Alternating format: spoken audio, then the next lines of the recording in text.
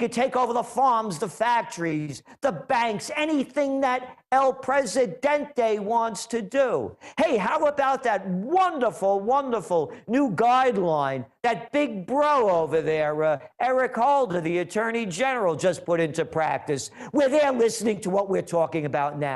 Everybody out there, they're watching every keyboard stroke you're making. And let me bring that up. Let me bring that up, Gerald, because when you talk about next train to Auschwitz, and we showed the amazing cover of the upcoming Trends Journal tomorrow, it's really happening. If you've studied history, you're not doomed to repeat it if you take action. But if you haven't studied it, you are doomed to repeat it, so the adage goes. And it's very true.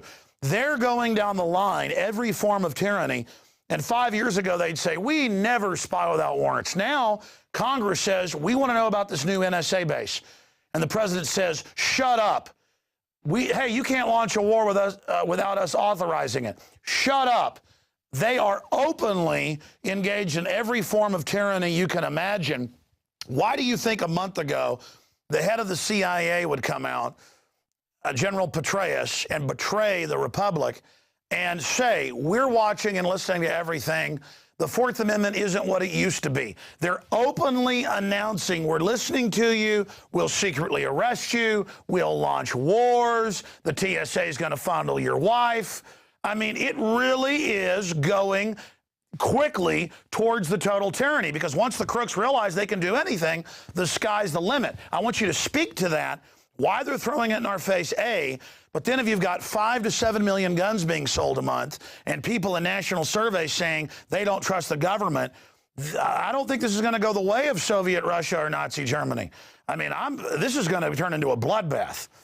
Well, you're also forgetting the other one, the new Supreme Court ruling, of which the Obama administration was a friend of the court, that now allows them to strip search anybody if you get thrown into jail, even, you know, on a minor charge. No, you're not convicted, you're just thrown in jail. Oh, and by the way, I wonder if, you know, if they'd strip search Chelsea or Obama's kids or the Supreme Court justices, or it's just for us. Why are they doing all this, Alex? It's very simple why. They're breaking us down. They're humiliating us at every level, and they know that the global financial system is under collapse. Look what's going on in Europe. They just dumped $1.3 trillion of euros to give to the banks at virtually interest-free so that they could stay afloat, because they've been run on the banks in Europe. And they need the banks to buy the worthless bonds. Now that's running out.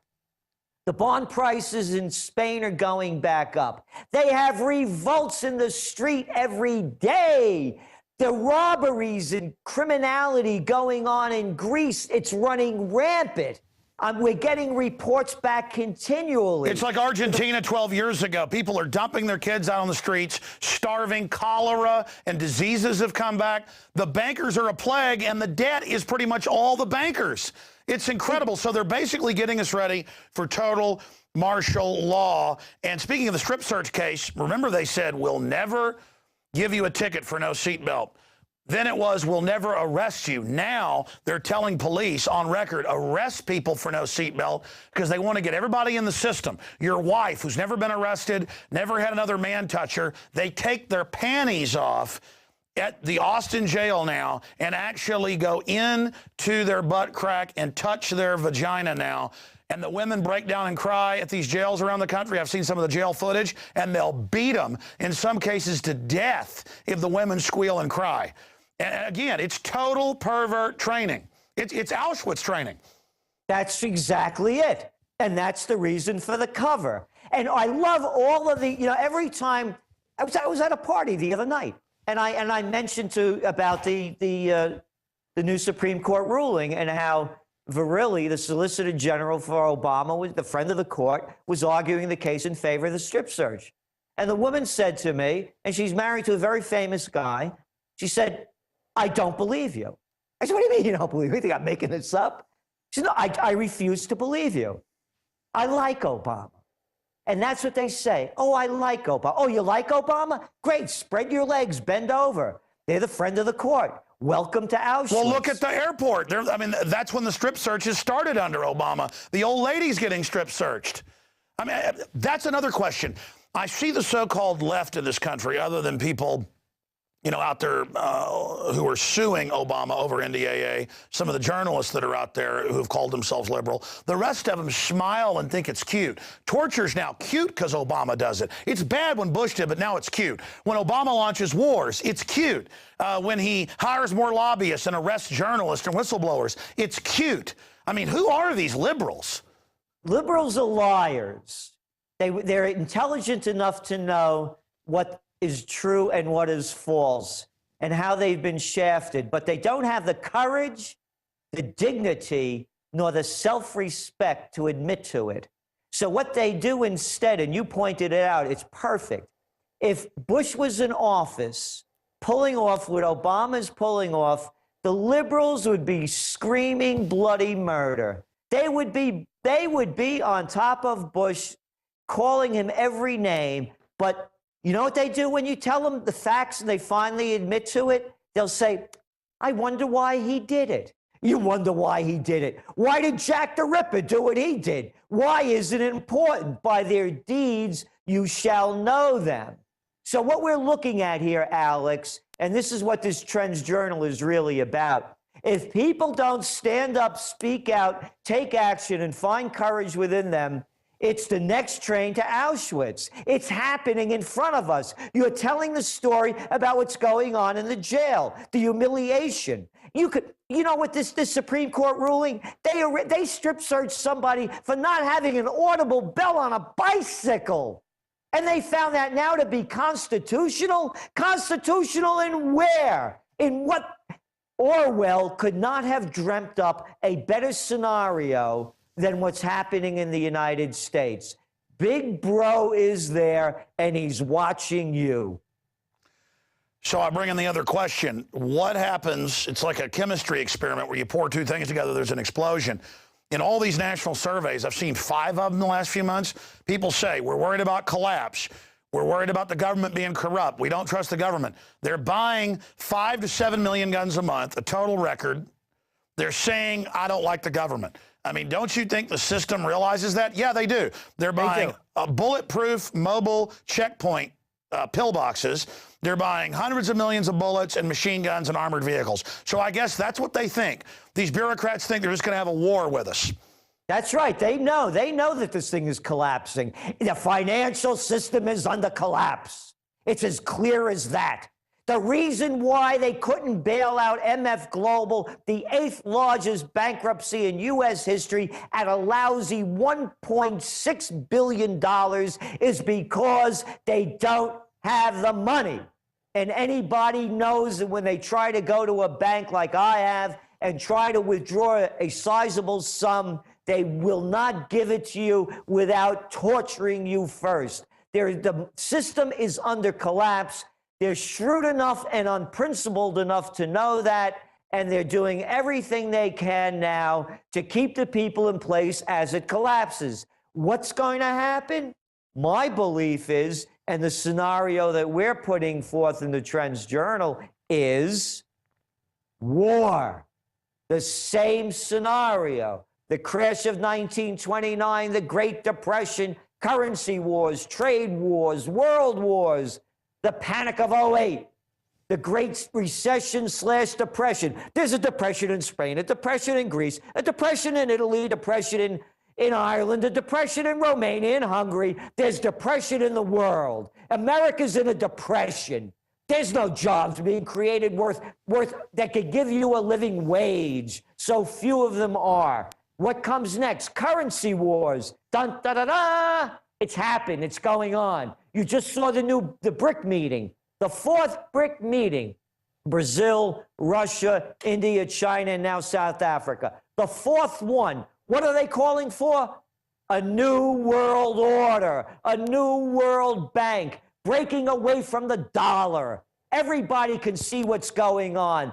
The president of Brazil is screaming about how their country is being ruined by the currency war and the trade war. They tie together. Now it's world war. The world is at war. What are these demonstrations where 80% of a country is closed down? It's war. What's going on in Syria, in Yemen, in Afghanistan? And next, the war is going to be Iran. And that's when that will get the people's mind off the economic problems and all of the social inequities that have been dumped upon us. That's right. The mega banks raping and robbing us publicly, want to start wars internationally, Trayvon Martin race wars domestically. They want to play us off against each other, while Goldman Sachs, JP Morgan, Bank of America, Citibank, Wells Fargo, and a handful of others publicly, their own executives quit and say, we hate our clients, we call them scum, we rip them off, and it's just out in the open, more, as our tax money is used to launch drones, surveillance, to rape and slaughter, not to protect and serve. The good news is the military I talk to is waking up. Most police are waking up, but I tell you, I fear for the future of this country and this world because it is such a crazy time. I want to raise a case here. We'll put it on screen. We've been showing, by the way, the amazing graphics in the upcoming journal that comes out tomorrow at trendsjournal.com. But if you go to the front page of INFOWARS.com, again, we'll put that on screen. State seizes property under green zoning laws, terrorizes man to death. Agenda 21, eco-fascism bears teeth. And this is in Georgia, Roswell, Georgia, outside Atlanta. The guy had won a whole bunch of court cases. He lived in the edge of the country. They'd annexed the area and said he couldn't have his chickens in the backyard. And then it's a long story, but then they showed up and then his house blew up. And they're saying he killed himself. But I mean, my point is they had already had the land set aside as part of a UN green zone.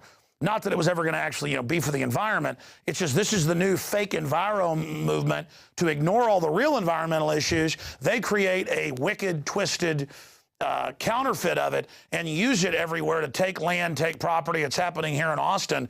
And more, I see government now driving people to their deaths. There was even another Bloomberg article today about record suicides and over taxes. People just can't pay them, but the bureaucrats don't care. They like the shops closing. They love it. And all the government payrolls going up and all this. I mean, this is crazy, Gerald. What do you think of these cases we're seeing? I'm sending some reporters there. They'll be reporting from Georgia tomorrow on this.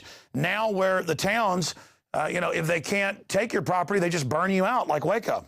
That's right, just like Waco. And this is what happens in a third world country. And that's where America is going to. You look at all the data, the gap between the rich and the poor is the widest in the U.S. of any of the industrialized nations. You look at the real wages, how they've fallen in the last year and the last several years. It's one after another. So this is the kind of behavior. So what they do, you see, is, the word, as we say it, justice means J-U-S-T-U-S, just us. Because they're so impotent, because they have no power, the police, what they do is they go after the low-hanging fruit.